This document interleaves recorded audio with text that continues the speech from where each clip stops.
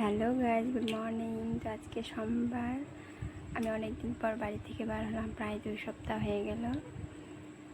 অসুবিধার জন্য বাড়ি থেকে বার হতে পারি নাই। তো আজকে আমি যাচ্ছি পূজা করতে, মন্দিরে যাচ্ছি যে ঠাকুরমশাই পূজা করতেছে। এবারে আমরা পূজা করবো, ঠাকুরমশাই পূজা হয়ে গেলে আমরা পূজা করবো।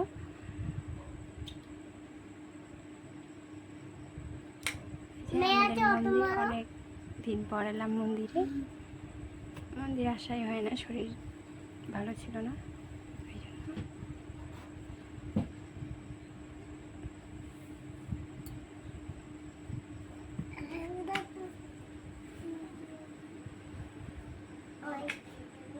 পূজা করা হয়ে গেল আমাদের, এখন আমরা বাইরে বার হব।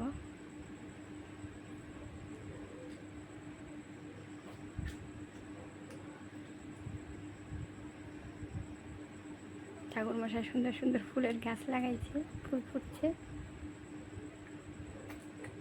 আমরা বার হয়ে গেলাম।